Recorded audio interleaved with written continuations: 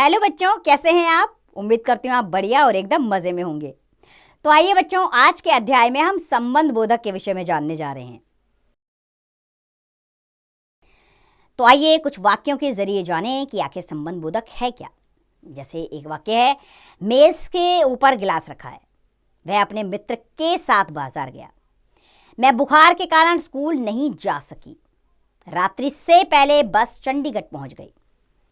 तो के ऊपर, के साथ, के कारण, से पहले, ये शब्द संज्ञा या सर्वनाम शब्दों का संबंध वाक्य के अन्य शब्दों के साथ बता रहे हैं, इसलिए ये सभी शब्द संबंध बोधक अवयव हैं। अर्थात ऐसे अवयव शब्द जो संज्ञा या सर्वनाम शब्दों के साथ प्रयुक्त होकर उनका संबंध वाक्य के अन्य संज्ञा या सर्वनाम शब्दों के साथ बताते हैं, उन्हें संबंध बोधक अवयव कहते हैं। आइए, परिभाषा भी समझ ली हमने, अब भेदों की ओर बढ़ें। अर्थात संबंध बोधक अवयव के भेद। तो बच्चों, संबंध बोधक अवयव के प्राय 10 भेद होते हैं, जिसके कुछ उदाहरण हम ले लेते हैं। जैसे कि पहला है कालवाचक। रोहन 7 बजे के पश्चात विद्यालय पहुंचा, तो के पश्चात कालवाचक। दूसरा स्थानवाचक। छत के ऊपर बंदर बैठा है, के ऊपर स्थान का पता लगा रहा है, तो स्थानवाचक। तीसरा दिशावाचक। मेरे घर के सामने बरगद का एक विशाल वृक्ष है, के सामने दिशा बता रहा है, तो दिशावाचक। और चौथा है समतावाचक। रीता अपनी बहन के समान सुंदर है, के समान समानता का भाव है, तो के समान शब्द समतावाचक है। पांचवा है तुलनावाचक। मोहित की अपेक्षा उमंग अधिक बुद्धिमान है, इसमें तुलना की गई है, तो की अपेक्षा शब्द जो है वो तुलनावाचक है। छठा है संगवाचक। सोमेश अपनी माँ के साथ मेरे घर आया, तो संगवाचक यानी कि सोमेश किसके साथ आया? माँ के साथ, तो के साथ संगवाचक हुआ। विषयवाचक। नेताजी ने बढ़ती हुई महंगाई के विषय में भाषण दिया, यानी कि विषय इसमें क्या है? महंगाई, तो के विषय विषयवाचक है। विरोधवाचक। नौकर ने अपने मालिक के अत्याचार के विरुद्ध आवाज उठाई, तो के विरुद्ध विरोधवाचक। साधनवाचक, यानी कि बूढ़े व्यक्ति ने लाठी के सहारे सड़क पार की, इन्होंने कौन से साधन का प्रयोग किया? लाठी, तो किसके? के सहारे, के सहारे साधनवाचक है। हेतुवाचक।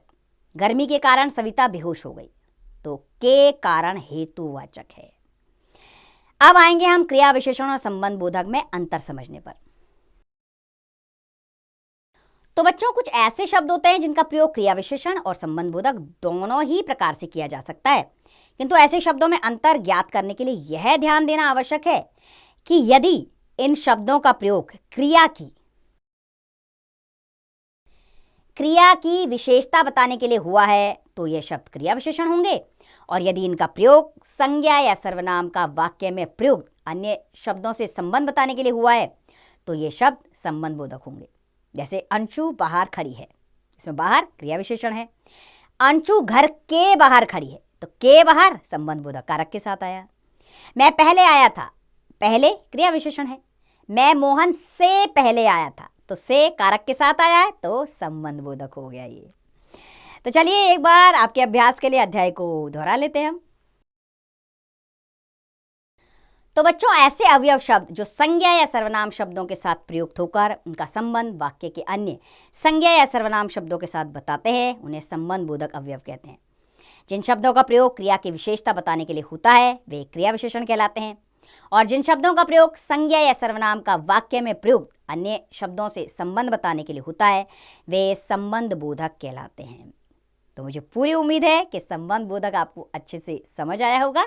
अब इसका अभ्यास करें, आप स्वयं कीजिए।